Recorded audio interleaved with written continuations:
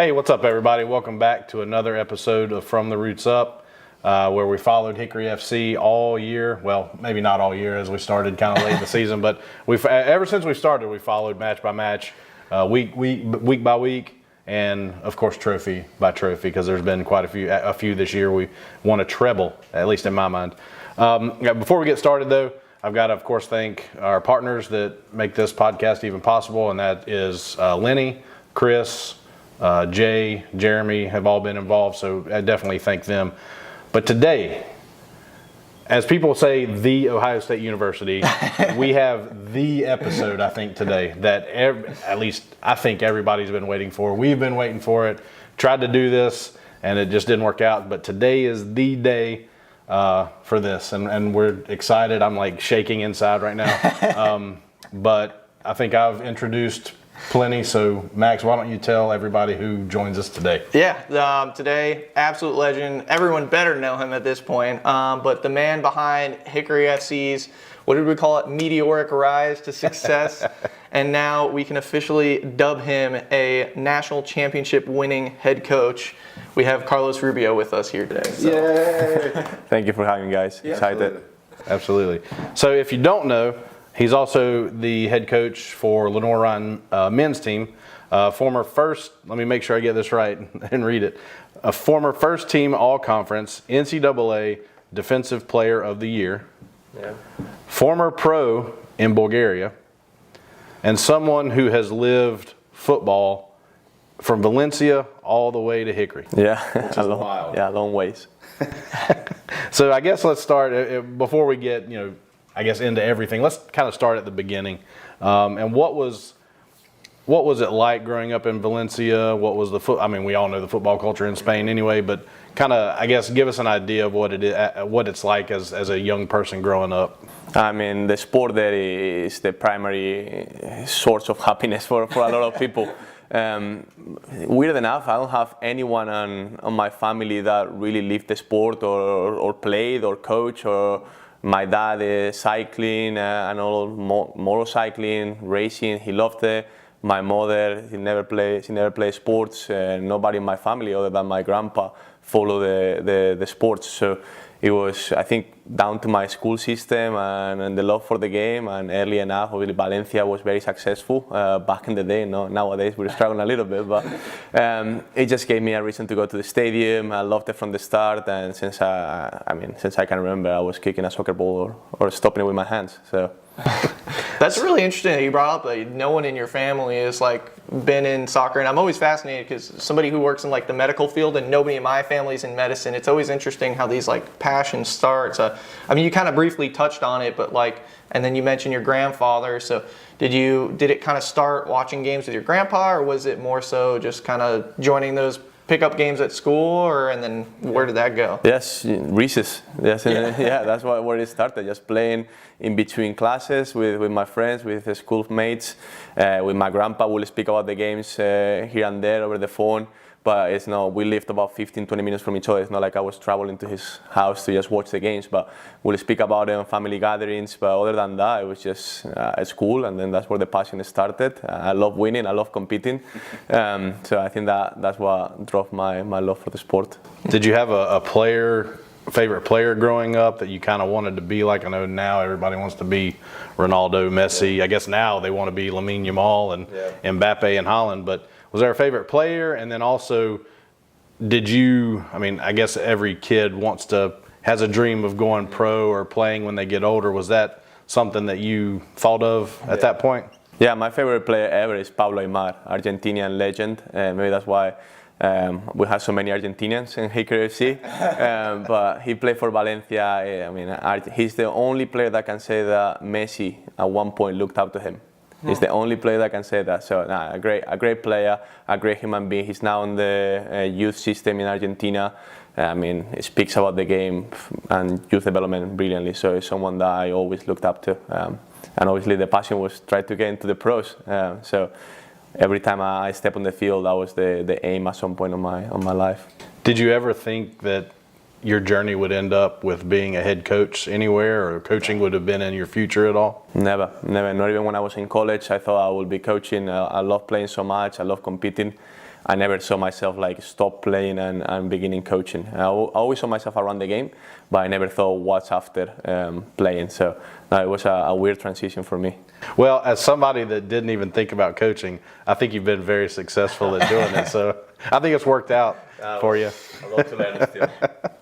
Yeah, no, and I love that he mentions his love for winning. So these past 2 years must have been phenomenal for you, as it was for all of us. But another interesting tidbit that I discovered while doing my little deep dives on Rubio, and I don't know, I thought this was crazy, but he was actually a goalkeeper.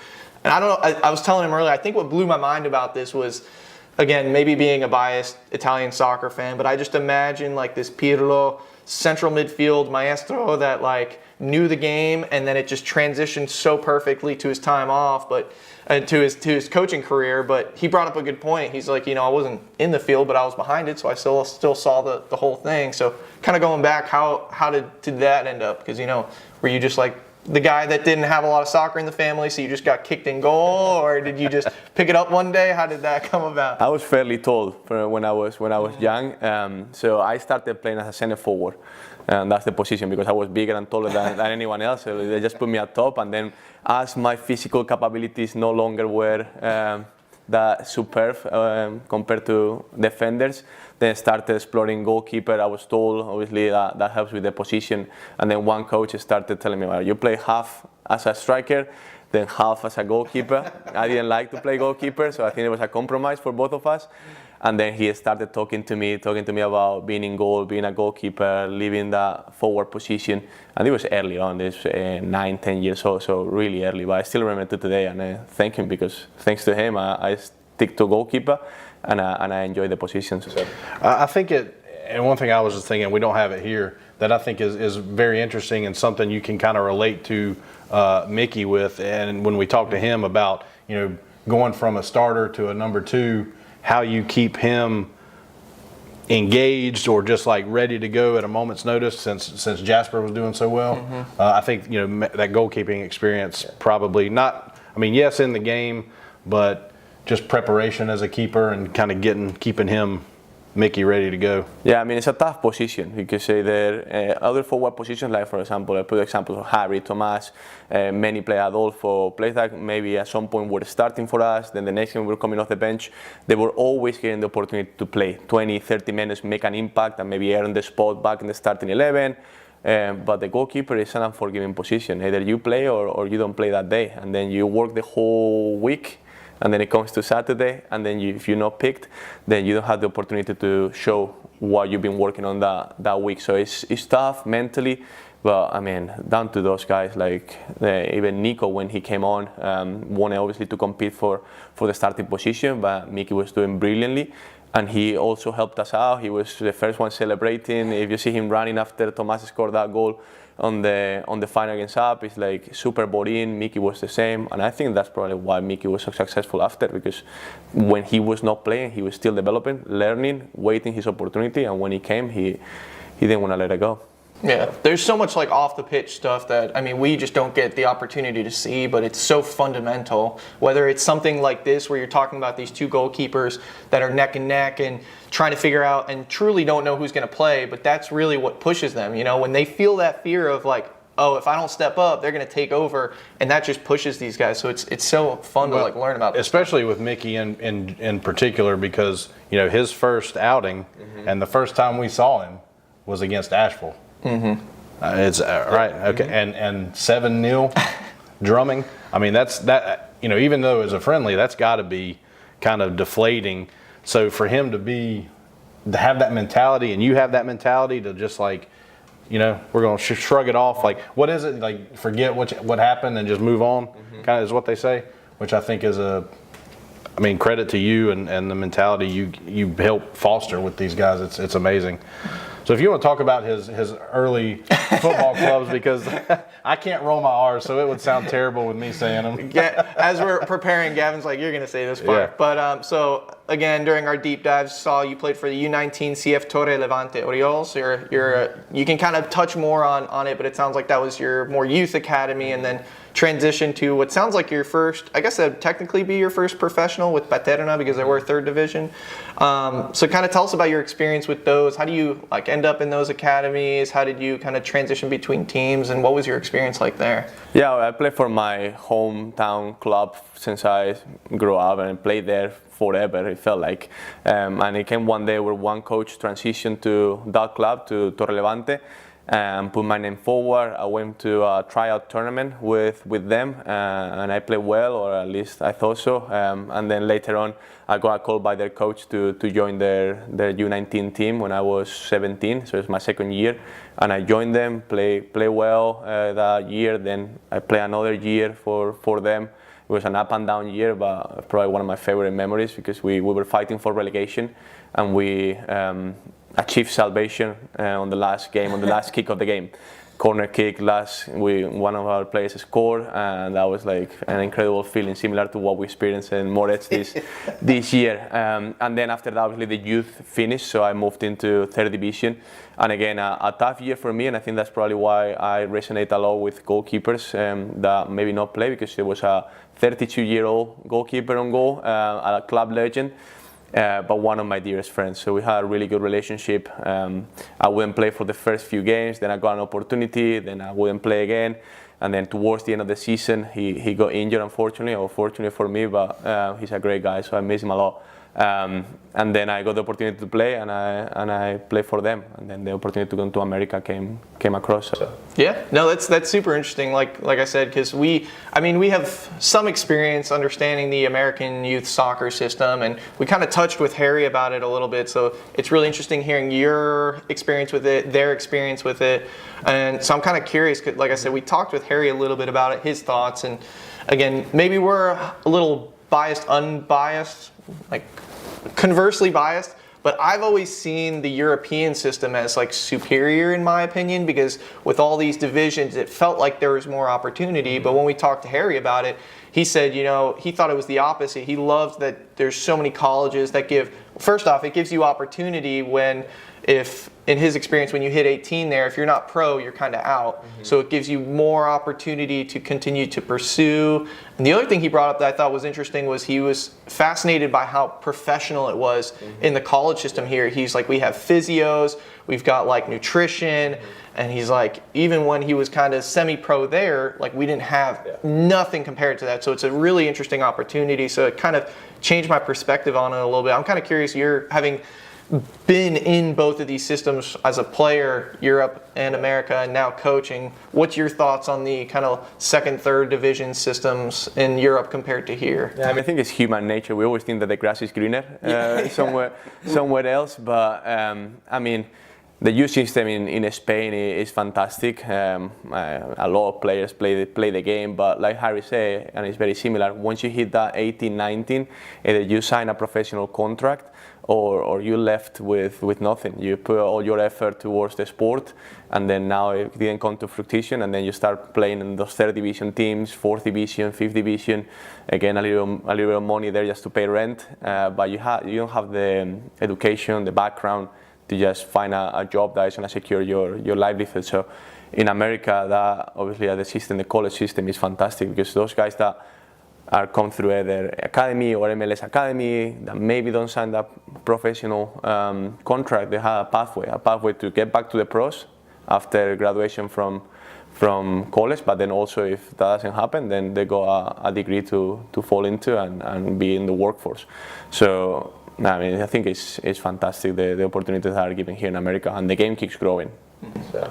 And it blows my mind, because like you said, we think if you're going to go pro, you've got to go to Europe to do that, because we've got the mindset that their academies, that's where you have to be. So it's wild to hear that maybe it's not the best system in Europe, and maybe the US. Yeah, we get in there. I mean, there is the difference now is that the coaches that are coaching in Spain, all of them have played or love the sport, and I think now we're getting into where the people like starting to get old like me, are coaching that have played the game, love the game, passionate. Where in America, and for many years, it was basketball, baseball, American football, and now soccer is inching closer to those sports where kids are excited on the weekend to either go and watch Carlos FC, Hickory FC, any teams in the area, and then just put the jersey when they go to have a meal downtown. So. Yeah, it's funny you bring that up because, like, my personal experience with that. So I'm a Juventus fan. My dad, my grandfather's from Torino. So I grew up, like, all my formative years, like, nobody knew who Juventus was, like, never. And between the growth of soccer and maybe signing Ronaldo too, you know, I hit this point where I was like in my 20s, and now I'm seeing Juventus jerseys everywhere. And I grew up like, people are like, why are you wearing a referee jersey, you know, to like, I'm like seeing kids in my team's jersey, and I'm like, this is crazy. So, and then we were kind of talking earlier too about like seeing kids at Publix or Walmart in like a Hickory FC jersey. You know, it's so cool to see this like this transition or this growth, and we get to be a part of it. It's so fun. It's so cool. Yeah, absolutely. So if we'll talk about your big move to the U.S. as you alluded to earlier. So. You played at Ohio Valley University. So what, I mean, I guess you've already kind of touched on the motivation to come here. And there's been quite a few guys, I mean, everybody we've talked to really, with Mickey, Harry, Guille, I mean, G, everybody jumps across the pond here. What was your, I guess, initial experience coming to the U.S. and kind of seeing the system from that point of view? I mean, when I first came across this opportunity, I was like, okay, perfect. I'll go there, and then next year I'll be in the MLS. That's the mindset that I think myself in 2015 and a lot of players that come from Europe or South America to the US have. And then you come here and then you realize that the level is much higher than you expected. I mean, Harry, a fantastic player, Tomas, I can name many, G, Ronan, like a lot of players that have come from different backgrounds that at some point I thought, okay, it's really simple. I'll go there and I'll be the main guy on the MLS in a couple of years. And then you come here and then you compare yourself with guys that have incredible backgrounds. So that hit me a little bit when I first came here, and I thought it was going to be super easy. And then I look across and I have Jorge next to me, our assistant coach. He played with me in the same university. Oh, cool. Someone with obviously a high playing background. So that humbled me a little bit. And then I had a coach that believed in me, brought me over and trusted me to play on goal. He was also a goalkeeper, so he gave me a lot of trust. And then, yeah, it was, I mean, I remember those years with a lot of happiness. And that's cool too, that gives you experience to kind of relay to the guys coming over. You can kind of, I guess, I don't know, give them that experience and kind of tell them, hey, this will be all right. You know, there's the talent level is much higher than what you expect it to be, and you know, that's good. I don't know, the experience to no, especially in, like, I think we talked to Guille about it too. I mean, it's a huge cultural transition. First off, going from Europe to America, but on top of that, not just anywhere in America, you're in Hickory. You know, it's a very small town community, which is very different from the America they see on the TV. Yeah. But I mean, it seems like they've all acclimated very well. I haven't seen anyone that hasn't been happy here. You know, I've been here 2 years. I love it here, but I'm also from America. So do you think your experience, or has there been anything in particular that like you can provide that like helps them acclimate, or is it just kind of how you talk to them about the experience? Like how do they've all seemed to do so well here? I mean, just fun. I mean, I think we're all craving love and affection in any community. So that's something that Hickory can provide from day one. And that's what we tell them, that especially when we come, or players that come from big cities, where if it's in America or in Europe, you walk across and you have no idea who is the person in front of you, or on the subway, or in behind. In Hickory, you go to Publix or somewhere, and then you'll find 4 or 5 people that you know, or that know you. And then you try to go downtown, and then you find 10, 15 people, and you speak there, and it feels like a big community, a big family. And I think that's one of the areas that we try to explain to the guys. Like, when you come to Hickory, it'll take a week for people to know you. But it's still a big city where you have everything that you want, and you have like the downtown area. I mean, everything. The feeling of a big city is in Hickory for me. But then you have the small community that is the difference factor. Yeah, I always tell people Hickory has exactly one of everything we need. We got a Target, we got a Lowe's, we got a Home Depot, we got a pub, like one of everything. So it's like just enough. But well, Guille likes Hickory. but he doesn't like the food. Yeah. He wasn't a fan of the food. He gave us the most professional answer. We're like, what'd you think about the food in America? And what was his answer? I think he said, it's all right. It's good. Yeah. They always find something to complain. If it's 9 a.m. practice, they'll complain about 9 a.m. practice. If it's 10 a.m., they'll complain about 10 a.m. So, I mean, you made this transition over, and that goal was still there, and you still did technically achieve it. I had no idea. I'm sure a lot of people didn't know, but ended up going back overseas and played a year professionally in Bulgaria for, I'm definitely not going to say this one as right, Vitória Liga with Strumska Slava. Yeah, very good. So I'm kind of curious what your experience, speaking of cultural changes, what was your experience like going over there? I was telling him before, I feel like when we watch the movies of those like Eastern European countries, it's always like sad and black and white. Yeah. So I'm kind of curious, like how the opportunity came up. Like, what was it like playing over there? I mean, the playing side was fantastic. It was a high level, a lot of Brazilian influence in Bulgaria, which I was not expecting. But once you get there and you hit that locker room and nobody speaks Spanish or English, that becomes tough because the coaching staff couldn't communicate with me directly. It was through a Nigerian player that knew somewhat English. With my somewhat English, we kind of found somewhere in the middle that he will translate to me. But in terms of playing, it was a great experience. And as a young man going there with 24 years old or 23 years old, I grew a lot because I was living by myself on the stadium.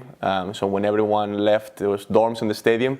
So when everyone left after training and all the people that work on the club left after 5 p.m., then it was just me there with no Wi-Fi. So it was just a way of, I grew a lot as a young man, found ways to find myself. I spoke with Jorge when I could. He helped me get through the tough moments, but I just walked to the gym that was an hour away. Instead of getting the bus, I just walked there to just kill some time. And then met some people. I met a guy that lived in Spain for a little bit of time, and his son was like 5-6 years old and would come to the stadium. And when he heard that I was from Spain, he wanted to meet with me. So, I started to build somewhat of a community, but yeah, I was when the opportunity came to come back to America, it was one that I wouldn't pass. But I grew a lot. When I look back into that moment of my life, I needed that as a young man. That's got to be a big, I don't know, at 24 years old. I was still living at home, working. That's got to be a big change. Kind of like jumping out there in the world to be on your own at 24 in a completely different country. And it's not even the first time. That's that second culture. Like you had to come to America, learn American culture, and then go. Now, how far was it? Was it pretty close to Spain? Like I'm not 2.5 hour flight. My parents were thrilled when they heard I was going to Bulgaria. They were happy because obviously it was a day away. They could come to matches. We were in pretty much the same time zone. They were close and the flights were extremely cheap. With $20 you get to Spain to Bulgaria in any given day. So, but yeah, two big cultural changes. But I'm happy I was able to experience them. Yeah, so now we can talk about something I think is really relevant now, especially since we're making the move to the USL2, is that your time in the USL2, both playing for the Tri-City Otters and West Virginia Chaos. Do you think, and it's probably a rhetorical question, playing in the USL2 had to undoubtedly help your preparation or you in coaching in some way? Yeah, I think early on when we had those first conversations with the ownership group, Jonathan, about what players need, I think that gave me that perspective of what were the things that I like when I played those clubs that were really important for me, what were the things that I didn't like, how can we differentiate ourselves from the get-go. So that's probably why it provided me more so than anything. So good experience that I was able to pass on to them, and after that they've done a fantastic job. And that certainly, as we've already talked about, the similar experience as we're making the move now has to help you relate to, I know we've spoken to a couple players that intend on coming back, and I'm sure there's going to be new players. So you can kind of give that experience of what it's like playing in the USL2 with them. And I think Max has a picture that we're going to show. And during my stalking here. I saw the Otters had an article about you. So first off, he wasn't just a player in the USL League Two. He was also a coach, and he had mentioned coach and playing at the same time. But we've got a few pictures we'll have up on the screen. But we've got a Rubio here walking out onto the pitch in that goalkeeper fit there, and then not just that, but a nice little action shot. Yeah. This is where all our key goalkeeper playing coming from. They're just probably watching footage of him. And then I think there's one more here. Oh yeah, a little national winning championship celebration. I think we've seen that. Yeah, we saw that. It hasn't changed. Vintage Rubio right there. That's for awesome. real. When I stumbled upon that, I was like, man, look at that young Rubio there. Yeah. So if you ever want to talk to Max, be prepared for him to stalk you. Facebook stalk, whatever. As we're preparing too, I told him, I was like, I hope you don't think this is super creepy, but didn't you play here, and here? So yeah, and then it's really interesting how you kind of slowly made that transition, played here college, there professionally, here, made that transition. And then I guess that kind of slowly segues into the next section, which is talking about your time at LR. So yeah, it looked like you joined LR back in 2018. You signed on as the goalkeeper coach. So kind of, I guess, starting there, it must have been amidst your time with the Otters. How did that opportunity arise? Because if I recall, the Otters they're in West Virginia, or is it the other team that was in West Virginia? West Virginia was the Chaos, Okay. West Virginia Chaos, and then the others were in Johnson City, Tennessee. Okay, so not too far away. So how talk to us about how you ended up here at LR at that initial opportunity. And the same person. It all comes back to Rich Wall. So I played for Rich. He was the coach at Liz McRae. So he coached Tom Dilly back in the day. So a big circle there. But he called me up into a tryout for the Chaos. Then they signed me. I played for him. He was the coach there. Then after that, he's the one that put me in contact with the Otters. He was the assistant coach there, so he brought me there. I played there. And then when I was graduated in 2017, he reached out to me and said, well, Lenoir-Rhyne is looking for a goalkeeper coach. I think you'll be a good fit. They're nearby. Obviously, Liz McRae just down the road, or up the road. But obviously, he gave me the opportunity. I spoke with Coach Winter and Coach Higgins, both of my mentors. Interview was good, and then I got the job offer. I took it, and then I started coaching there. And those two guys are incredible for me and my family, because they provided me the opportunity to be here now. I've always wondered, when you hear coaches interviewing for jobs professionally, whatever it may be, what is involved in an interview for a coach? It's like, tell me about a time that something happened and you were able to overcome, a job. What is an interview for a coach actually like? It's odd one. Mine specifically for Lenoir-Rhyne when I first arrived, because obviously if you ask anyone, one of my main things is time management and being on time to places. The boys get pretty annoyed with me when I'm on top of them with that. But it was early in the morning, and I woke up in the hotel, and I was just ready to go. And then I realized it was snowing out there, and the roads were blocked. So what was supposed to be a campus tour and an interview on campus turned out to be an interview in the hotel until the roads cleared. So I was there in the hotel with Jack Winter and Hector Ladero, who was the assistant coach back then, and we just talked about LR and everything for a couple hours, but in the lobby of the hotel instead of on their office. So it was an odd interview, but I think it helped me feel more calm down and just more natural. And I think that's part of why we connected so well. But it was an odd one. Odd interview.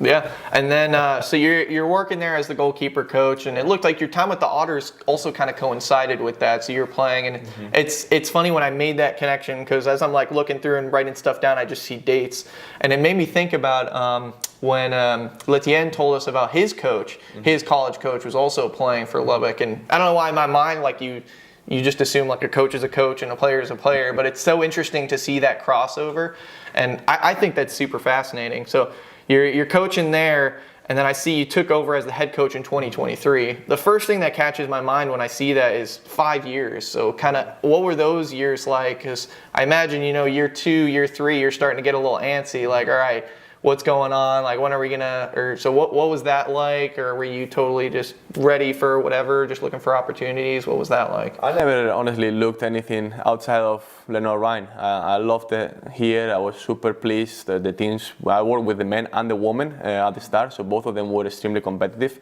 with really good coaches, good friends of mine too. So I never really looked into let me get out of here or the next opportunity I jump on it. They helped me a lot. They helped my family. When I needed a place to go, then the ones that connected me with the Eagles when I started club coaching. So I owe them a lot. So at no point I was thinking of this is not for me. I never thought I was going to become a head coach for Lenoir-Rhyne. I always thought at some point there was going to have to come the day where I will go somewhere with them.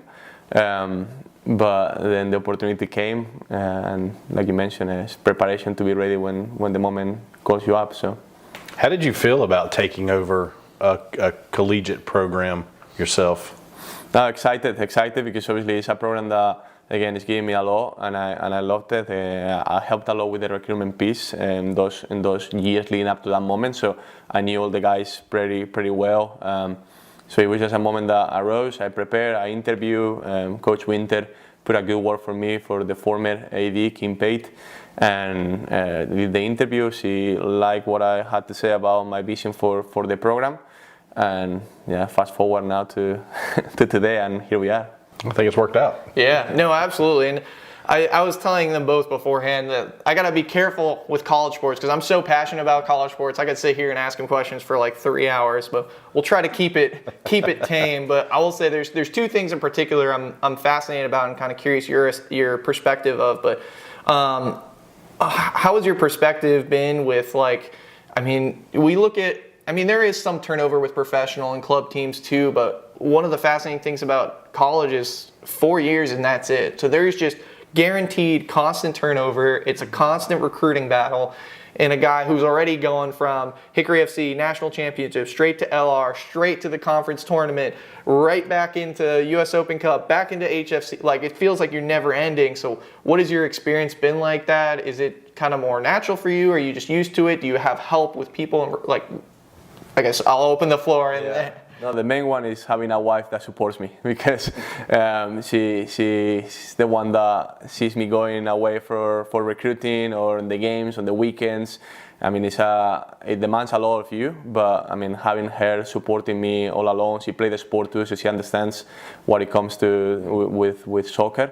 But having her is what provides me the opportunity to do what I do year round. So, but then after that, like you mentioned, like you're in a constant 12 months recruiting battle where you're already playing in college. We're already thinking about Hickory FC and guys that are playing in our region that could be at the level to play for us in the summer. Then you're in Hickory FC thinking about LR because things like kind of like almost in time. There we had a couple of weeks of vacation, I call it that way, between the national championship and then the start of Lenoir-Rhyne. But it's tough at times, but it's the sport that we love, and doing it with Jorge, Tommy, Harry, Will, doing it with all those guys, it what makes me every day wake up with a smile, ready to go. I never feel tired. So yeah, it was surprised me really when I texted Jonathan because I know your schedule's so hectic, and that's why it was so difficult to get this scheduled. I was really surprised when I texted him Monday or Tuesday and said, "Hey, would you mind asking if he's free?" And he said, "Oh yeah, he's free." I'm like, oh God, okay. Now we gotta, guys. I expected you to be on the go all the time and not be free today, which is amazing that it worked out. Yeah, 24 hours in the day for a reason. So. And what I also think is fascinating about it too is it's not just like a constant battle and struggle, which I guess probably could use different words. That makes it sound so negative. But I also love about it is there's just so much reward to it too. We talked about like Hickory FC and again, try to just in a positive light. These are a lot of guys who probably won't end up playing professionally, but we're as fans, we're creating an atmosphere and an opportunity for them to experience that. And from your perspective, both with Hickory FC and in college sports, like you're not only training these guys from a soccer perspective, but these are guys 18 to 24.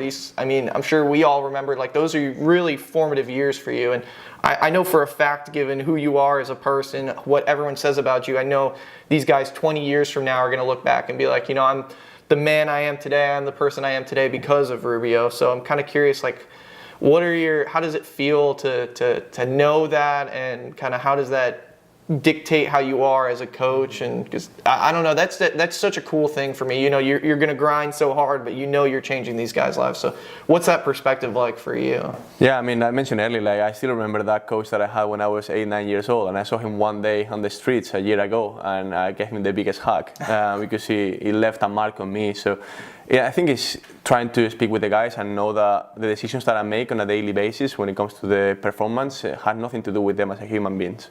When I decided to play Harry over Martin, or then Martin over Harry, it's not because I like one more or the other as human being. I love them both to death, and it was just who I thought was going to help the team win that game, and that goes for any other position. And I think them seeing that it comes from that and trying to win and trying to do the best for the team, they're able to separate the outside of the field. We're all for the same. We're all to make this community better, to spend time together, show them that there is more than soccer to it, that we're not just kicking the ball because we love it. We're kicking the ball to change people's lives, and we do it through the vessel of the sport. There is so many things, like tough moments, like this year with Elar, it was 1-4 at the start of the year, and it was tough conversation with the guys, and then you go on an 11-game unbeaten run, second longest in pro history, and like, it's down to their character. It's not down to their soccer ability. It's down to them knowing, grinding, waiting their time, working hard every day, and that's what life is. There's no more than that when they go to the workforce. So just preparing them for that jump. And I think that's, I mean, to me, it was very clear after the Asheville City game, with that mentality that these guys have is just like, all right, that's cool, we'll deal with that, and then go unbeaten the rest of the season. That's really, I guess, yeah, they've got the mentality, but it's I guess, as they say, it starts from the top. Yeah, and that's.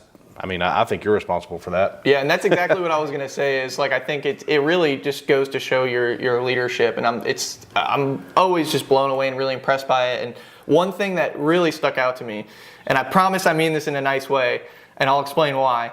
Because as I'm looking through your resume and everything, I'm like, dang, Rubio and I think we're the same age, or very close. And the reason I say it, I'm not calling you old or anything like that. The reason I bring it up is because I'm always so impressed by like your professionalism, your leadership, and so in my mind, I'm like, this guy is so experienced and well versed in your maturity with the players, and whether it's the players respecting but loving you, the fans. So I'm so impressed by that's why I was blown away, because like I feel like a kid compared to you, and we're like the same age.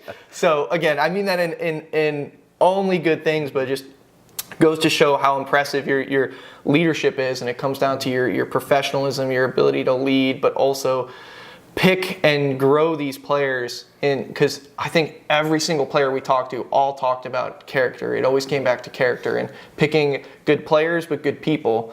And I'm sure you picked good people, but I'm sure a big part of that too was you molded them into good human beings as well. So I'm always blown away by it, and again, mean it in a good way, but I'm very impressed with it. So just definitely big kudos. So yeah, so I guess if we can kind of transition or slowly make the transition into, I guess what everybody wants to hear about is that this past season and your time with Hickory FC.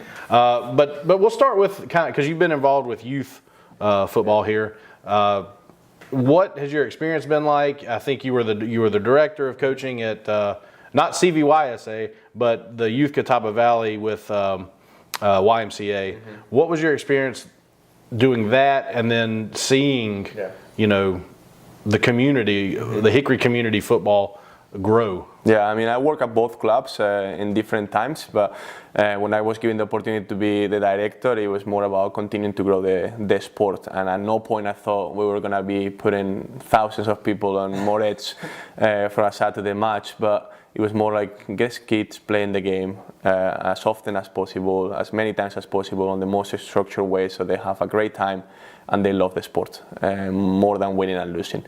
And I think the community done a fantastic job with it. I think all all the clubs that we have nearby are doing a great job with it. So kudos to everyone on the leadership position on those clubs, because you see the kids. Yeah, we do a good job in the summer, providing an opportunity for them to see that and experience it. But what happens in the year round is what is the difference maker. So I know the community here has evolved into a soccer community now, in my opinion.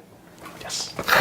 Yeah, it's really interesting. You bring up the like playing as much soccer as possible. That's like a concept I've never even really thought about. But yeah, I mean, because first off, we kind of briefly touched on it before, but you know, as somebody who moved to Hickory from bigger cities, you know, my thoughts were, you know, all the kids here are going to want to play baseball, football, basketball. So to see Moretz just like lined with kids in soccer jerseys, seeing kids with Hickory jerseys in stores and restaurants, it's mind-blowing, but also so encouraging. So it's really interesting.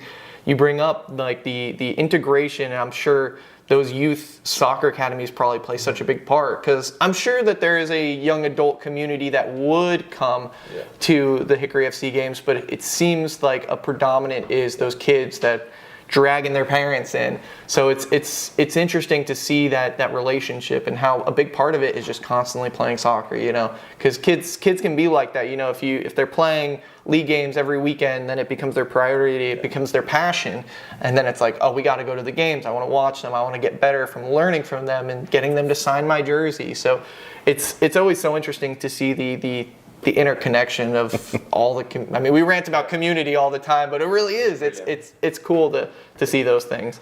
But yeah, I guess we can kind of continue our pivot over to Hickory FC here and talk about Hickory FC starting, you know, 2 years ago. I'm sure we all had our experiences with it, but I'm kind of curious, you know, you were in your second year as head coach at LR around then? Yeah, the mix of it, yeah. So I'm kind of curious, when did you start hearing these rumblings about Hickory FC? When did they start approaching you about it? What were your thoughts? And kind of tell me about your perspective at the start of this. Yeah, I mean, it was crazy, because you always hear like rumors about this. I mean, we always thought that Hickory would be fantastic for a team in the summer, but you never thought it was going to be real, that someone was actually going to pull the trigger and do the legwork to do it.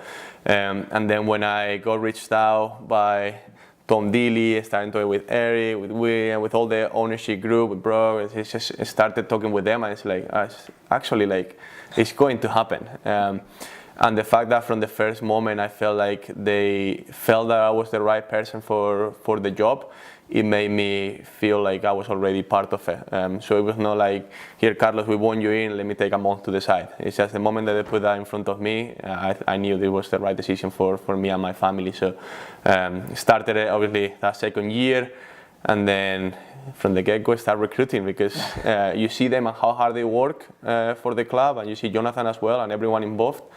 And they're like, nah, we're not going to let you guys down. We're going to work hard. We're not going to just be okay with being okay. We're here to win. So, and I mean, that certainly speaks to how things have gone so far, and especially, you know, year one. I don't know if your expectation was to win the conference, but that happened, and it happened at App away, which was amazing.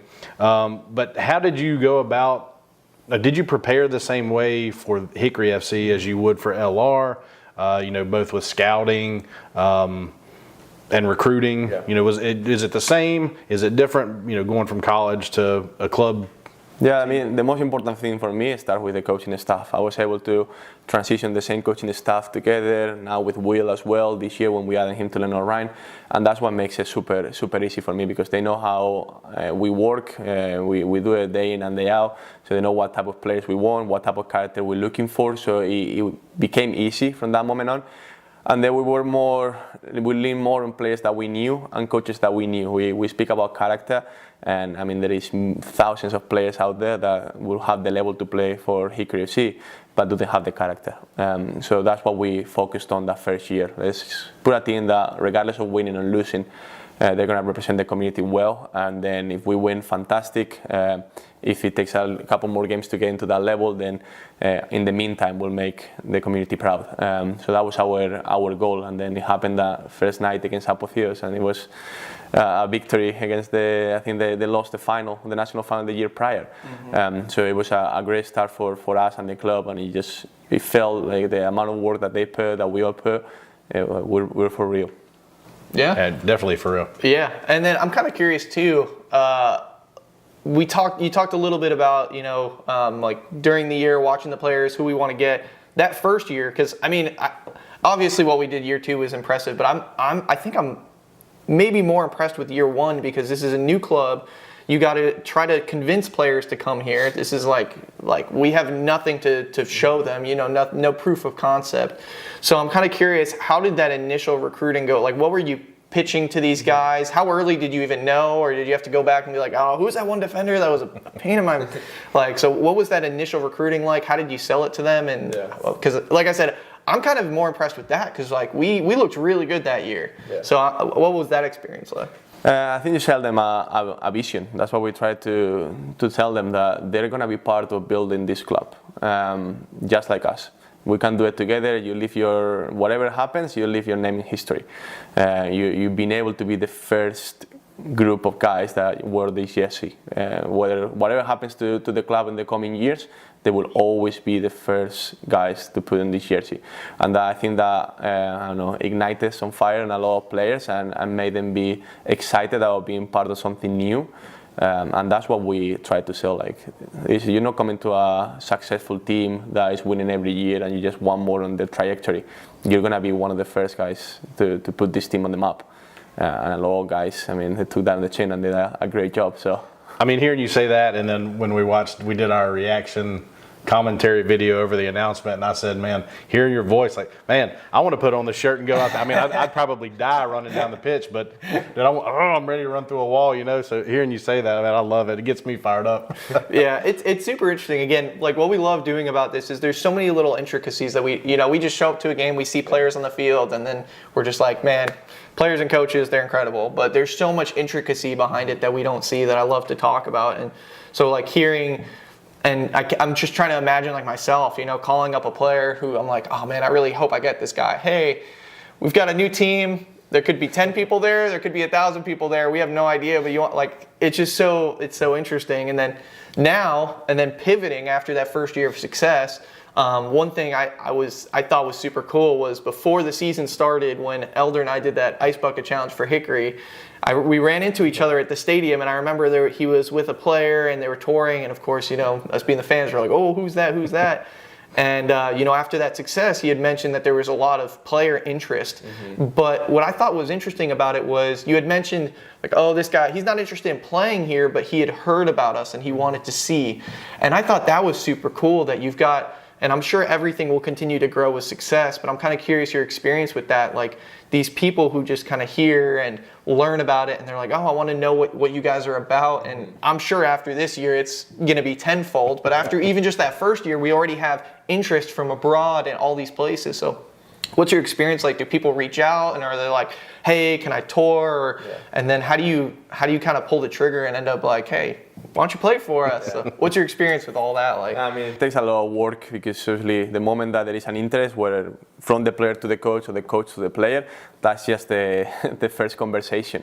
After that, it's just a lot of hours of footage, and then just telling the player exactly what we've seen on the games that we watched from them, making sure that all the staff feel like it's the right person for that position, to be offered a spot. If one of us doesn't feel like it's the right person, we won't offer. If he doesn't feel the right player, we won't offer. We all have to be on the same boat.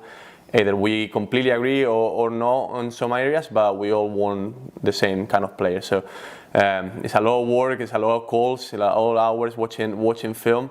But like you mentioned earlier, when you see it on the pitch and they're having the time of their life, you come to the training sessions and you look from afar, or I look from afar when they're doing something with Coach Jorge and you see them smiling, having fun, and like, oh, it all makes it worth it. So. And I'm glad you mentioned that because, like, in all of the training pictures, videos, you can see it. Like, you can see they love doing it. They love playing. They love the togetherness of. They love all the guys. And I mean, I think that certainly has had to have helped.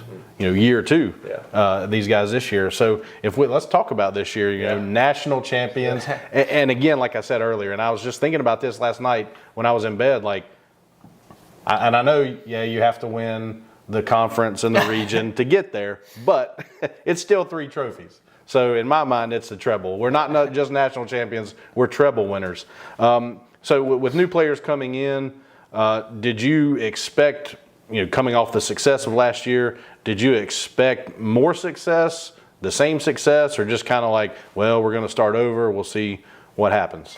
Probably the last one. We'll see what happens. We knew we were going to recruit a high caliber team when we look at the roster that we were able to put together and the guys that were coming in, returning new guys. We knew that we had the pieces to win a national championship, but the margins are so fine that. I mean, you go back to a fantastic squad, really good team, and then it comes down to one kick on the game. Then the semi-finals, they hit the crossbar and it bounced the right way. So it's just the margins are so fine that it's difficult to say, yes, we're going to win it all. We have the roster to do so. But knowing that if we put the work, we're going to be close or we're going to be fighting for it, that's what we fought for. Let's put a team that is going to be on that stage. That if we go to a national final, it's not for luck. It's because we had the pieces and the work load behind. So that was more the approach for that season. And it seems, and you've already answered my next question, if you felt like you were poised to make a deep run in the playoffs, because it sounds like you were. But it still blows my mind that Jonah goes down early. Then we have Charlie comes in, and it's just we don't lose anything. We just hit the ground running, and then Guille leaves, and it's like, oh my God. And then I remember seeing the picture of G, and the first picture, I'm like, who is this dude? He's 9 feet tall. It's just mind blowing to me how there was no. Yeah, and I guess it goes down to the recruiting and who you want, and you want good guys to come to the team. It blows my mind that happened that we just hit the ground, continued the success with those guys. No, it's a fun summer when again you have to bounce back from injuries or you have to replace guys that are so important like Guille. Next man up, and it's down to the leadership on the squad too, inside the locker room, on making those guys like G came on and he felt like he was there for 2 years already with us, and it's down to the leadership as well on the locker room. Yeah, no, we talked about that. The first game, I was blown. It was like he was playing with the squad the whole year. Just the way that they were working together, and the whole back line. The rotational, it looked like they were working together all season because the way they were adjusting each other, and this was their first game together. I was like, this is crazy. But I also like how you mentioned, because every time we talked to Jonathan was always like, I looked at this squad and I knew we were winning it all. And I think that was one thing Gavin would always kind of harp on me about, during the playoffs, whenever we did a podcast, I would always talk about later on in the playoffs, and he's like, don't look too far. But I like your mindset where it's we have the pieces. We can win. We absolutely. But this is, like you said, this is an unforgiving sport. If you look too far or you expect too far, that's when you're going to get caught. So I love the mindset of we have the pieces. We can win, but we still got to do it. So I love that mindset. Yeah, and I think a big part of our success is the coaching style. I know you don't want to take all the credit, but we'll sit here and give you a lot of the credit. But we've talked a lot about your coaching style, and one of the things I've always harped on, because I think is so impressive and cool, is, and I've always said, one of these games I want to be a fly on the wall for these halftime talks, because I don't know what happens, but there's been a few games where, we come out dry, slow, and I'm like, man, we're going to lose this game. And then second half comes out and it's a different team. And we've had a few different experiences from the players' perspectives. I think Letien talked about just how confident everyone felt in both your pregame and your halftime adjustments. And he said, we get into the locker room at halftime, we say, okay, we're changing, we talk about our adjustments, and they work. And then I think I also brought up, there was one game afterwards, I talked to Adolfo in the parking lot, and I said, man, what is he telling you guys at halftime? And he said, he knows what to say and we get it done. So what's kind of your perspectives, and are you looking for matchups that need to change during the first half? Or because we'll talk about other aspects of your coaching, but I'm always blown away by the halftime. So what are you looking for in the first half, and how do you relay it to your players? Yeah, when we approach the game, we always have an idea what the opposition is going to do based on the previous matches, but you never know how they're going to adjust to you. So that's the first thing that we look at in the first half, like how are they adjusting to the way we play, the way we press, the way we build out. Our players positionally are the more man-marking players like Tony, that probably in terms of the paper, the goals, the assists, he's the player to watch. What they're doing with him, what other players can we utilize, how are they adjusting to Luciano as a striker, so things like that. Well, that's the first thing that we look, and then if it's working, then just keep it that way and just try to punish in those moments, and if it's something that needs adjustment, then don't be afraid to do it. I think sometimes I made the mistake of just being like so hung up with my initial game plan and not change it, and then like you mentioned, the game is unforgiving, and then you're down and then you lose the match. It's just if there is something to be changed, trust our gut, trust the coaching staff. We all discuss it at the end of the halftime. They come together, they speak about what they see, then they bring it up to me. We'll have a conversation and I just bring it up to the boys. Sometimes it's more on the tactical and adjustments that we want to make. Sometimes it's more on the behavioral piece. If we're flat or it's something that is behavioral, don't be afraid to just tell the guys. And then having a locker room, which is more important than anything I can say, having a locker room, a leadership group, a team of captains that will enforce our communication to the guys and trust blindly on what we say. Because if the captains, the leadership group don't believe in what we say and we don't have that connection, then the rest of the group is not gonna go that direction. So a lot of what we say is thanks to, and what we're able to do is thanks to those guys in the locker room. We'll include the halftime talks in our HFC All or Nothing series. We'll have a behind the scenes on that, and I think that's important. Or what you just said, kind of.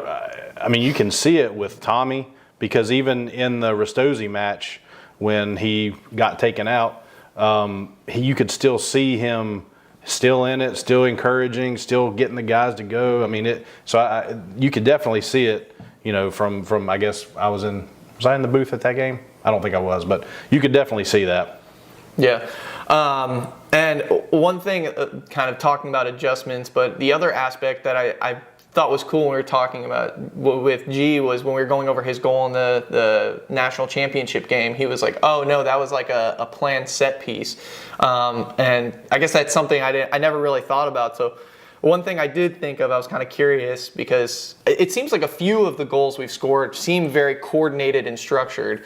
Is there anything that was there any opportunity that you were like, man, I swear that was going to go in? Or was there one that you were like, we kind of tried this out in training, but we didn't think it was going to work, and it did? Or was there any interesting tidbits that did or didn't work? I mean, the set piece part of the game is become so important nowadays, especially in matches like finals, the game is so tight. Controlling the set pieces, defending and attacking, it gives you a high opportunity of winning. But it's a funny. I'm not gonna say the name of the player. I'm gonna keep it for myself. And the locker room. But we're practicing that set piece that led to G's goal throughout the whole season. It never worked in training. It just never happened. Either the ball was not going to the spot that we wanted the ball to go to, or the runs were not matching with the delivery. So it's not working. And it came to one training session leading up to one of those matches and towards the final. And one player said, "From here, I think I'm shooting. I don't think I'm gonna do this set piece. It hasn't worked the whole year." So fast forward to the final, the guys see the opportunity, they do it, and then we score. But it was the only time, after rehearsing it for probably 30, 40 times throughout the year, the only time that ball hit the back of the net. And the same, I'm not going to say more about the name, but Don't give it away. Don't give it away. Because I'm going to throw him under the bus. But well, that's amazing that the one time that works is the national final, which I guess I'll take the 30 times of it not working. The one time it worked was then. We'll take it. That's amazing. It's fate. It's just destiny. If you get that goal scores, you're like, all right, this is it. We're taking this game. But it's up to the bravery of the guys. It's just something that hasn't worked in practice the whole year, and then you go and do it on the biggest stage and the biggest moment. It's just because they're brave and they're courageous. Let's go and do it. Man, just imagine what that would have been like in front of 7,000 people. Oh my God, it would have been absolutely nuts. But I guess now we can talk about the national final in San Fran against El Farolito on their pitch, which I've said it before. Yes, we would have loved it to be here. It would have, oh my God, it would have been absolutely amazing. But I think the best story is going out there against former professionals. Yes, they are older, but they've got a wealth of experience on their home pitch. Very successful. Yeah. And I know the score was 3-2, but I mean, we dominated that game. That has to be like, man, okay, my tactics have come into play. It's worked. Yeah. The goal, the set piece worked. I mean, what was going through your mind during that game? And I guess you just think about your tactics while the game's going, or you're just like, man, we're killing them. Yeah. I mean, the first start when we saw that it was Farolito, I wanted to play El Farolito. Obviously, I wanted to play at home. It would have been fantastic, but we always tell the guys the more challenges, the better. If we're going to get tested in a different way. The club got tested and having to travel with so many guys across the country. But now we're better as a club thanks to that opportunity. We're better as a team, as a squad, thanks to going to El Farolito and playing there away from home. Even though I felt like playing at home a little bit with our fans and the amount of people that were cheering for us. But no, it was a lot of preparation, and then the guys knowing that we didn't just wake up on a final. We've earned our right here. They got a wealth of experience, and they play a lot of finals. They won the championship a lot of times. But why not us? We're not just going to show up there and just see what happens. Let's go there on their home, the biggest stage. Let's get it done there. It's going to leave a mark for the remaining of the history of the club. So, and the guys were like excited. I mean, you saw from the first whistle, they didn't stop until the last one. Yeah, I love that you bring that up, though. It makes me think of the quote, to be the best, you got to beat the best. And that's true. So I love the mindset of, especially because we were anticipating it too, and he was getting mad. He's like, stop talking about the finals, because I think every podcast from like the conference final up, I was like, hey, by the way, we're probably going to play them. We're probably going to play them. And it ended up panning out. So I'm kind of curious from your guys' side of things, like how did the preparing and film review go? Because like we had talked about before the game, I had kind of spitballed, not to downplay them or anything, but a bunch of old farts, maybe we press them really tight, put up a lot of pressure. We got a bunch of 20-year-old guys that can run for 90 minutes. Yeah. And then the first whistle starts and they're high pressing us, and I was like, what are they doing? Mm-hmm. Like they're in their late 30s, early 40s. They're gonna gas out. Mm-hmm. And it ended up working. The only thing I could think of is maybe their thought process was, again, and we kind of briefly touched on it before, like this is not their normal playing style. They did not play like that. The only thing I could think is they're thinking, hey, these are a bunch of young guys. Maybe if we put a lot of pressure on them early, they'll get nervous. We absorbed the pressure really well, took advantage of it. And so I was kind of curious, like, what were your guys' thoughts going into that game, seeing that film, and then seeing them put that pressure on early? Yeah, I mean, we didn't expect that because obviously they're a team that is organized and they don't want to be caught up in big spaces. But one of the things that we did is to throw Tony Pineda at top instead of Luciano, just to keep their center backs having to chase someone much fitter than them and much quicker.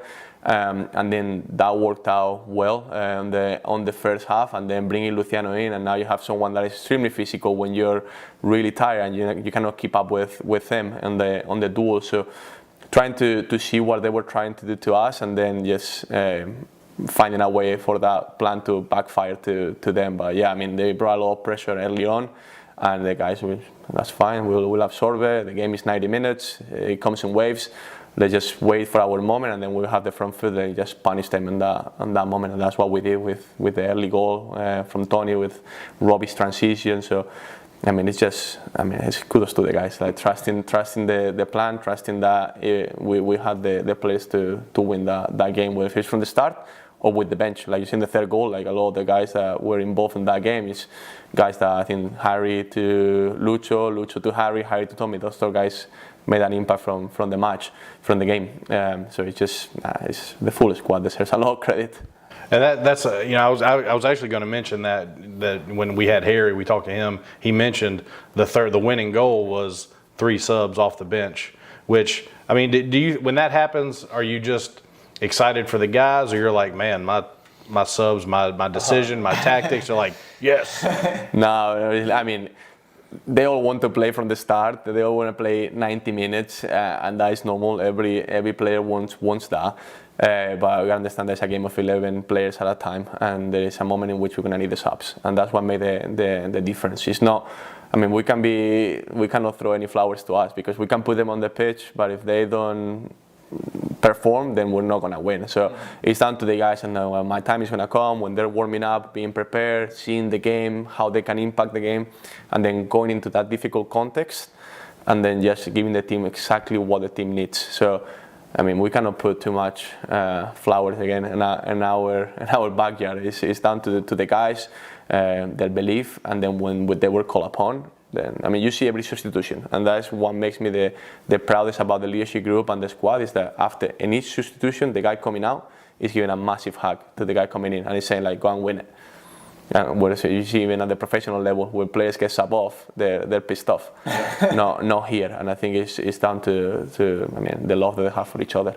And I don't know how many times I've watched that last sequence for the goal. I mean, I can't count it because I've watched it so many times, but it just still like, what an amazing sequence of all three subs I mean, we talked about Harry with the Bristol match and getting taken off with a red card and going from a starter to the bench. Yeah. To have that mentality of coming on, and I don't think we've talked about it enough. We did mention it in talking to Harry, but that ball from Harry to Tommy was like, I don't know that you could deliver it any better than that. Especially on the run, and that was the one thing I brought up to Harry. I was like, anyone who's played soccer knows, I mean, first off, at a standstill to put a ball where you want it is one thing. Second off, moving and putting a ball where you want it is another thing. This man was on a full sprint. It was his first touch. The ball was played back to him. That was his first touch, full sprint, and he had inches of margin. Mm-hmm. Because the defender, if I recall, was a little behind him but in front of him. So a little bit further up, the goalie had it. A little further back, the defender had it. Yeah. Incredible play, super impressive. But also too, and I apologize to Lucho for not ever mentioning this before, but what a ball from him! Because like you said, if that ball he hits it, kicks it too hard, doesn't score. Too soft, defender gets it. Like, I mean, I'm at a loss for words at just that last sequence and the mentality. And you talk about the guys having, it's just absolutely mind-blowing to me. I certainly wouldn't have that mentality. I'd probably crumble. But when the final whistle blew, I mean, I could see the pictures and the video, you guys going crazy. What was going through your mind? Well, maybe I'll back up and, when they scored to make it 3-2, like, oh, God, here they come. Or was it like, all right, we'll just keep going, and then the final whistle? Yeah, I mean, after we won 3-1, we knew that we were gonna try everything to score. It was a great goal from one of their players. So nothing that we could have done in that goal specifically. So we're defending well. It's going to take a lot from them to score again. We're putting our body on the line. We're defending with our lives. So just right there, and then the final whistle will come. And then when it came, it was jubilous, a lot of happiness, seeing the boys celebrate. My wife, Jorge's wife, our families, Will's as well, being there to support us and everything they've gone through on those moments. It was what made that moment really, really special. And I still regret not coming with you, Chris. I'm like, oh my God, I should have just made the jump and gone. It's going to be one of my regrets. It's tough. It was far. That's what makes it so impressive that we had so many people go out. Like outside of like Alaska, this was like as far away as it could have possibly been. So very kudos to everyone who made the trip, because it sounds like kind of gave us a little bit of a home field, having those people there. Because I mean, from the film that I saw, they were loud. Yeah. Like when we scored, it sounded like the whole crowd erupted. So it was very, very impressive. But another thing we wanted to kind of touch on, we always talk about how so much of the success had to do with those mid-season changes. Whether it's new players coming in, those changes we're forced to make. It's crazy to think about, because I mean, you're in the middle of a season, you're focused on everything, and you gotta pivot. Mm-hmm. And so I'm kind of curious what your perspective are from those things, whether it was losing Jasper and putting McCloskey in, or I remember G was talking to us about how his season ended, and this whole time I was trying to remember if he said, was he the one who texted you, or you reached out to him when his season ended? So I'm kind of curious, is it like, are you thinking about these things and kind of secretly hoping his team loses so you can reach out? And what's your perspective on all these mid-season changes? Because you've obviously, again, we've praised you like every episode. It's crazy how well you do, but what's your side of things from these changes? Just speaking with the coaching staff and seeing what are our needs that we know of, like players leaving early for college. Obviously when something comes like Jonas' injury, that you gotta react quickly on your feet and you're not preparing for that. But then one of the members of the coaching staff knew someone that knew Charlie, it was Will, and then he put us in contact with Charlie. He was at a club, he wasn't really happy over there, so we just brought him in and boom, immediate impact. With G, it's a little backstory because we have already spoken with him prior to the start of the season, so we had a previous relationship there. So when his season finished, it was pretty simple. We both wanted to make this happen, and then with Mickey, like when Jasper left, we knew that a couple weeks before that. So it was like, where your time comes before or after, your time is gonna come. So just be ready, be prepared. And everyone that came in the team did exactly what we needed to do. So I've got two questions. We didn't have them on here, but before we, I guess, transition to, kind of going into year 3 and the USL 2 and kind of looking further ahead, what have the guys been, because I'm sure you probably had conversations with them, like what has their reaction been to Hickory in general, but playing in front of 6,000 people, just being in the town, I guess, being recognized by people. What has their, and I mean your experience, what has that been like on a personal level? The thing that makes me really, really happy is knowing that they have group chats with their friends still, and whether one is playing in Indianapolis, the other one is in Kansas, the other one is around this area, Ronan in Tennessee with Mickey, they got group chat and they're like contacting each other pretty much every day and checking with one another. So that one of the things that makes me the happiest about what we've been able to put together here in Hickory for those guys.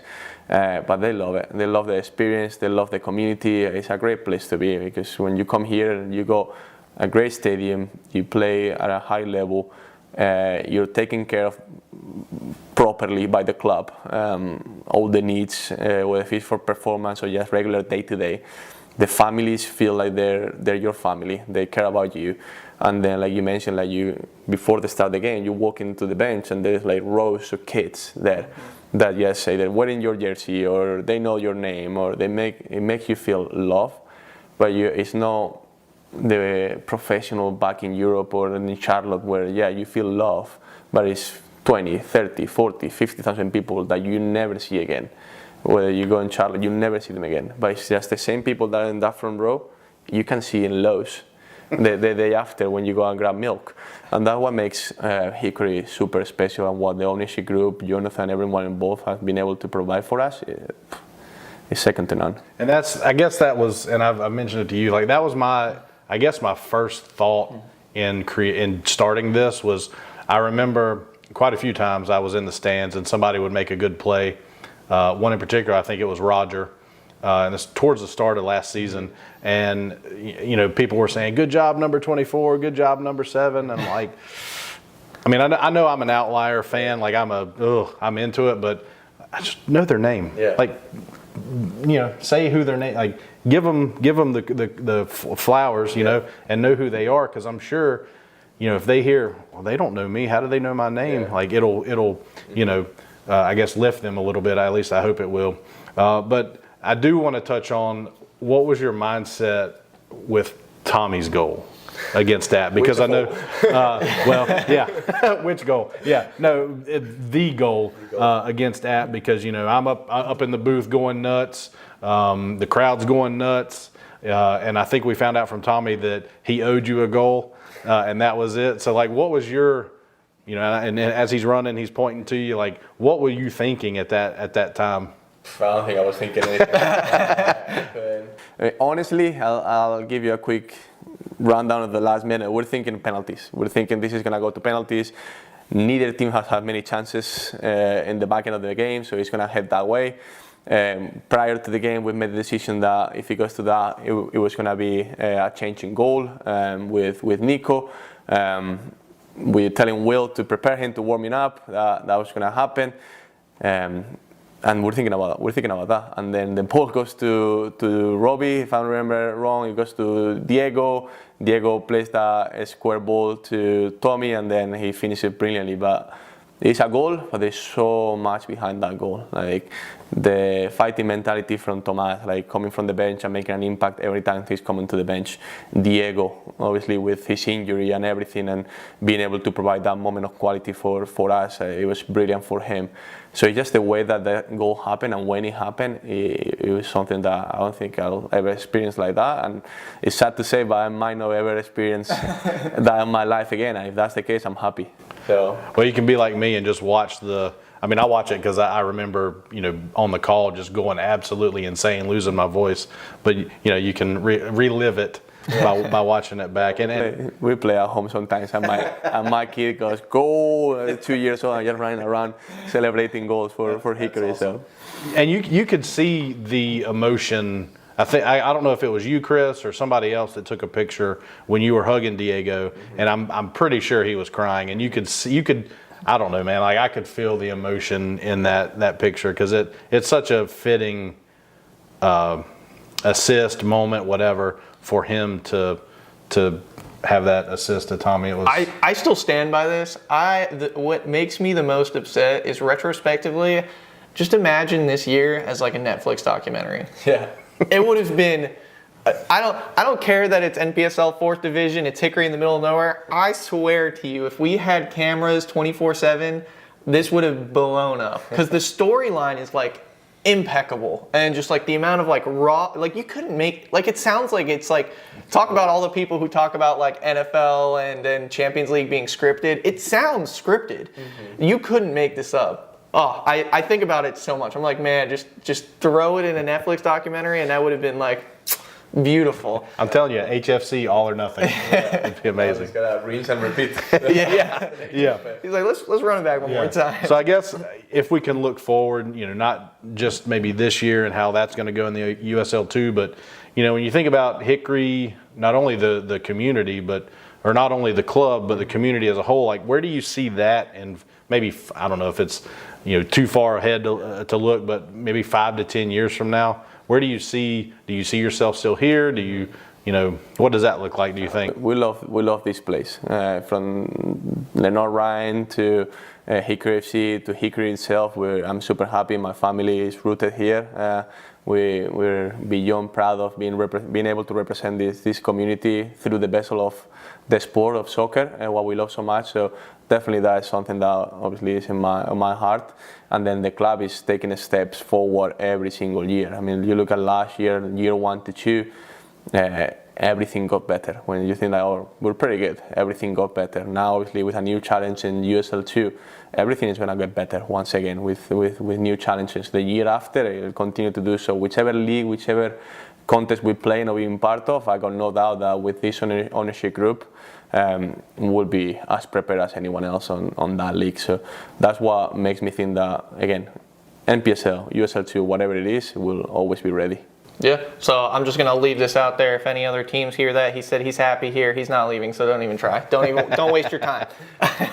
But yeah, we talked about it when we first heard about the USL. But I think what's most exciting is, especially with USL implementing the promotion relegation. Now USL2 is not part of that, but being part of that USL system, it's just so exciting to think about. All we have to do is bump up one more league, and then we're in that promotion relegation system. So I don't know. I'm sure there's always going to be rumblings, but that's my thing, is we just got to make it up to that first part of the system of the promotion relegation, and then that, I feel like that's when it's like next level. Now it's like truly win and you're up, and it just means so much more. Even like when you brought up the relegation battles, it's something we don't have here. Like when the Panthers were like 1 in 10, it's just like, whatever. We don't care if they lose at this point because it means nothing. Whereas like when there's a detriment, you're fighting for something, and it does still instill a sense of emotion and passion. You said, I'm sure it's a close second to winning a national championship, but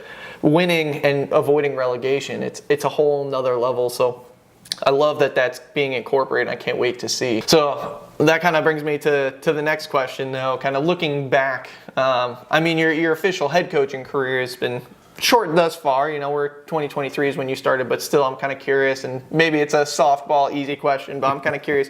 From your side, what was your proudest moment, or was there anything in particular that stuck out to you that you'll cherish, kind of going forward?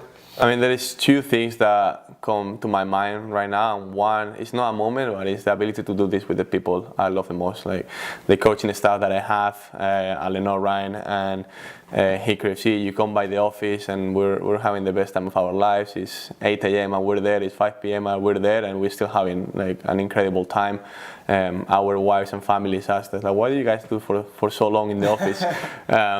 I'll say that 99% of it is work. There's 1% that is joy. But we get to do with the people you love, and that is what I cherish the most. And then second is my happiest and proudest moment in my coaching career. It's not a win, it's not a loss. It's just the day before, the match day -1 training session before the national final.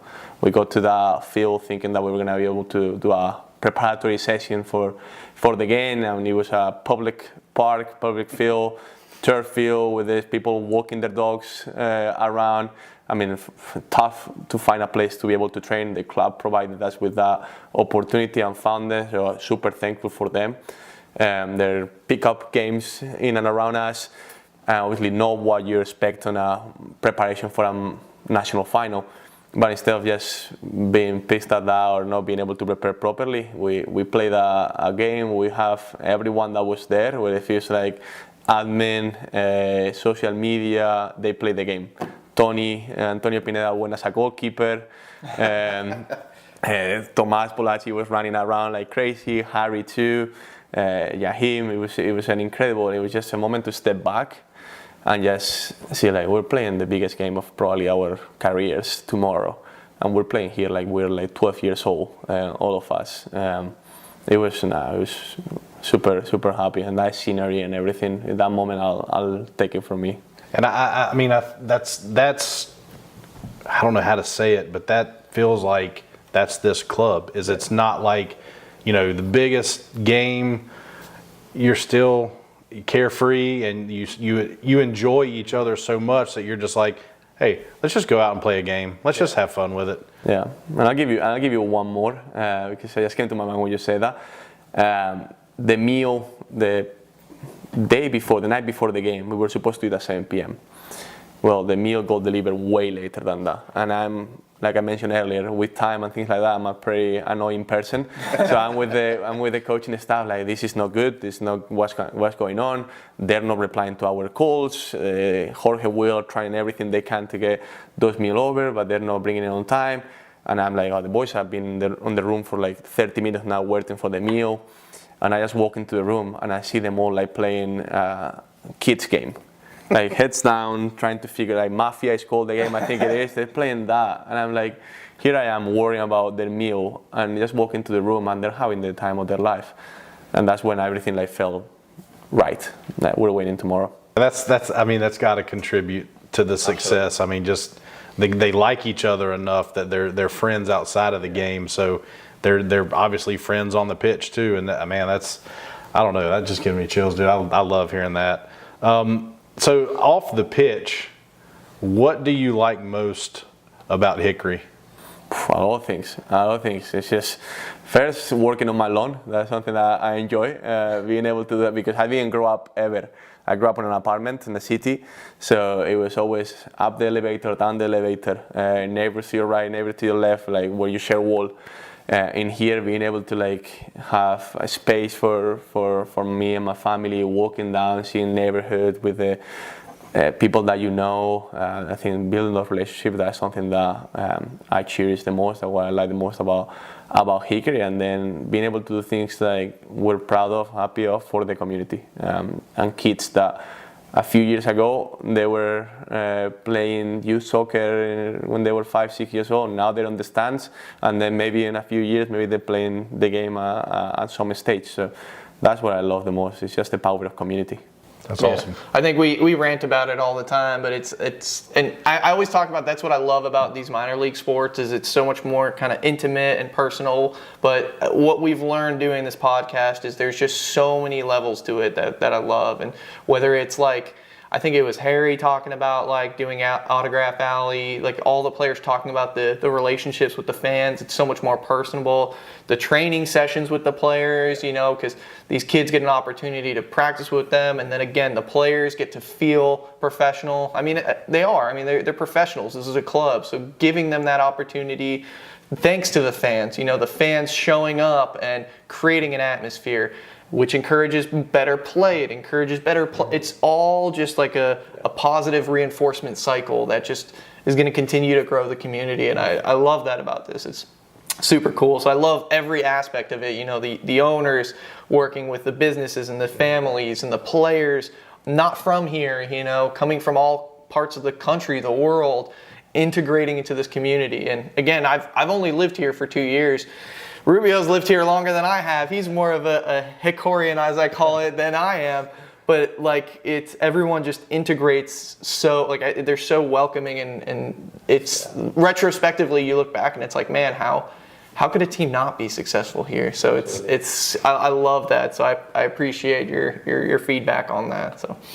So, and this might be, I don't know if you want to answer this question or not, but do you see yourself staying here long term to continue to build Hickory and LR both? Or is there an ambition to kind of chase higher as far as coaching goes? And the ambition is winning. That's what we work for. So I don't think whether if it's going to happen here or somewhere else, we're super happy here. I live day by day, and I'm already thinking of the first match. If you ask me about are we going to win the national championship in USL2 next year, my goal is to win the first match, and that's how I live my life. So it makes sense for me right now here. My family and I are super happy. I'm well supported at Lenoir-Rhyne with an administration group that again supports soccer. A fantastic team, a great group of guys, great recruits coming in. I mean, I'm more than well supported also with the ownership group, Jonathan and everyone involved in Hickory FC, with again another great group of guys coming in this year. The community has welcomed me and my family here. I feel like I belong here. My family, when they come over from Spain, come regularly every year for matches in the summer as well.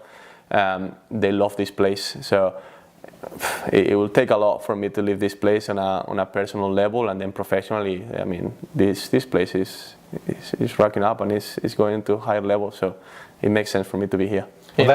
We can use what he taught us against him now. So now we can pitch, a little preemptively. But when those professional teams inevitably come searching for you, just remember that you can be a part of history here, and we're creating something together. So you want to stay and be a part of that, okay? Yeah. Well, it's good news then that he is staying. We're so glad to have you here, not only on the podcast but just as the coach, and it's been absolutely amazing talking to you. I'm kind of calming the nerves down a little bit, just because, man, I feel like I'm in honestly, and I've said this with the players, I know you could say it's MPSL, whatever, but to me it feels like we're professionals, and it's like, and I've mentioned before, waiting, I can't remember what match is the last home match, I think, for the regular season that I finally waited to get my shirt signed. But it was literally like standing there with my dad. I was, you mentioned going back to being 12 years old. Like, it felt like I was 12 years old, meeting my heroes. You came up and signed it too. And man, it feels like I'm just doing this. I'm in the presence of not only greatness, but just legitimately good people that, I've enjoyed talking to, and I know you have too. So I just appreciate you being here. And you've absolutely built something unbelievable here in Hickory that I don't know that after 42 years, I don't know that I ever thought would be here. So yeah, no, and it's, I don't think it stops here. I think that's what's most exciting, is especially like when we talked about it, seeing some of these like USL teams showing up on Sports Center, the Vermont Greens, things like that. In my mind, we're next, and I called this out a few months ago, and maybe the exact technicalities behind it. My prediction was get ready for the US Open Cup when we show up on Sports Center. it may not be that, but we're going to be that next team. And I think that's what's most exciting about it, is just to see the growth and excitement continue to grow, and everyone's a part of it and everyone's in on it. So it's so exciting to be a part of. I mean, we're all a part of this, So it's awesome. Absolutely. And if there's anything else you want to say to the fans, anybody else, go right ahead. I'll close it by saying that there is no limit when there is great people involved pushing for the betterment of the community. And we have that in Lenoir-Rhyne with every sport, every coach, everyone in the department. We have that with Hickory FC. There is genuinely great people, and when great people get together, and then the support of the community and what they've been able to do, our fans cheering us on every single day, it just drives you to want to be better, and that's what we're gonna do next year. Last year we'll remember forever. It'll be in our memories, but it's on the past. We're not gonna win games next year because of what we did last year. Now we have to win games next year because of what we're doing now. So that's the goal, the ambition, and again, keep putting a product on the field that the fans are proud of. That's exciting. USL2, Hickory FC. It's so exciting. It's so exciting. So, I thank you again for being here. It's been an absolute honor to have you here on with us and chatting with us about. I know it's been a long episode, but I'm so excited to do that. But I think that wraps up this episode of From the Roots Up. Of course, I've got to thank Coach Rubio. Got to thank Max, Chris, Lenny, Jeremy J. Thank you everybody for making this possible. It's just, I never thought that we would get to this point by doing this, sitting in front of my bathroom door.